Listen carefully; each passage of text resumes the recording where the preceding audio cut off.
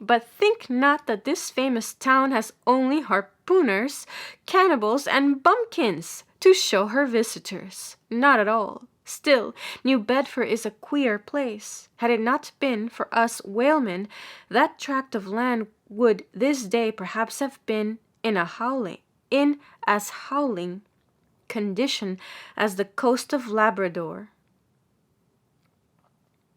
As it is, parts of her back country are enough to frighten one.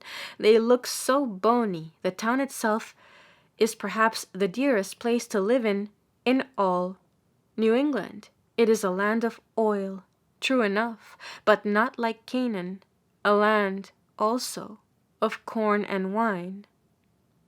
A land also of corn and wine. A land also of corn and wine. The streets do not run with milk, nor in the springtime do they pave them with fresh eggs. Yet, in spite of this, nowhere in all America will you find more patrician-like houses, parks, and gardens more opulent than in New Bedford. Whence came they? How planted upon this once scraggy scoria of a country? Go and gaze upon the iron emblematical harpoons round yonder lofty mansion, and your question will be answered. Yes, all these brave houses and flowery gardens came from the Atlantic, Pacific, and Indian Oceans. One and all, they were harpooned and dragged up hither from the bottom of the sea. Can her Alexander perform a feat like that? In New Bedford, fathers, they say, give whales for dowers to their daughters, and portion off their nieces with a few porpoises apiece.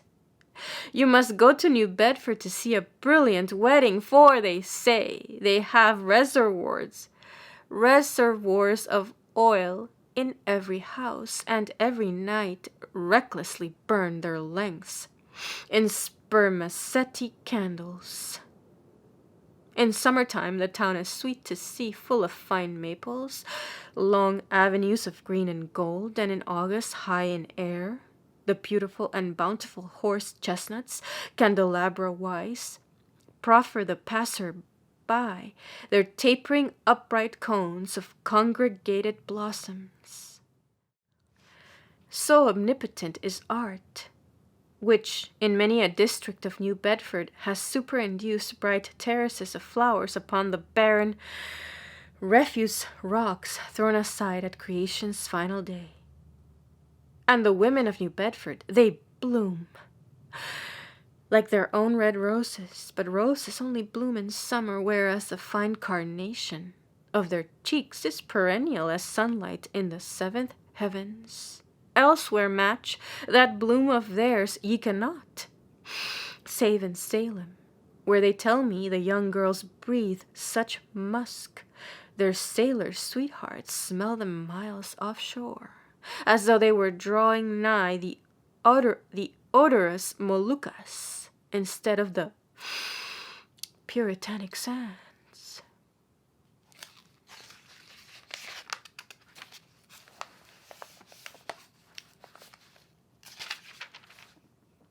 In this same New Bedford there stands a whaleman's chapel, and few are the moody fishermen, shortly bound for the Indian Ocean or Pacific, who fail to make a Sunday visit to the spot.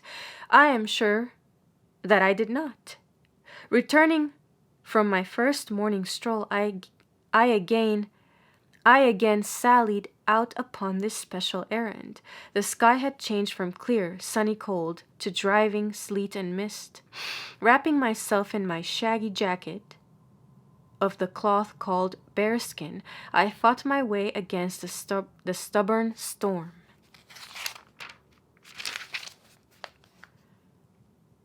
Entering, I found a small scattered congregation of sailors and sailors' wives and widows. A muffled silence reigned, only broken at times by the shrieks of the storm. Each silent worshipper seemed purposely sitting apart from the other, as if each silent grief were insular and incommunicable. The chaplain had not yet arrived, and there these silent islands of men and women sat steadfastly eyeing several marble tablets with black borders masoned into the wall on either side the pulpit. 3 of them ran something like the following, but I do not pretend to quote. Sacred to the memory of John Talbot, who at the age of 18 was lost overboard near the Isle of Desolation of Patagonia, November 1st, 1836. This tablet is erected to his memory by his sister. Sacred to the memory of Robert Long, Willis Ellery, Nathan Coleman, Walter Canny, Seth Macy, and Samuel Clegg, forming one of the boat's crews of the ship Eliza, who were towed out of sight by a whale on the offshore ground in the Pacific, December 31st, 1839. This marble is here placed by their surviving shipmates. Sacred to the memory of the late Captain Ezekiel Hardy, who in the bows of his boat was killed by a sperm whale on the coast of Japan, August 3rd, 1833. This tablet is erected to his memory by his widow. Shaking off the sleet from my ice-glazed hat and jacket, I seated myself near the door, and turning sideways was surprised to see Queequeg near me. Affected by the solemnity of the scene, there was a wondering gaze of incredulous curiosity in his countenance. This savage was the only person present who seemed to notice my entrance, because he was the only one who could not read, and therefore was not reading those frigid inscriptions on the wall. Whether any of the relatives of the seamen whose names appeared there were now among the congregation, I knew not.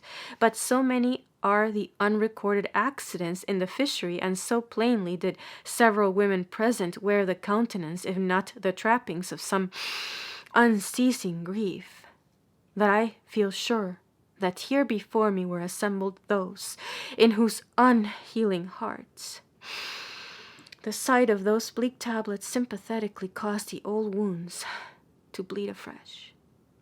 Oh, ye whose dead lie buried beneath the green grass, who standing among flowers can say, Here, here lies my beloved. Ye know not the desolation that broods in bosoms like these. What bitter blanks in those black-bordered marbles which cover no ashes.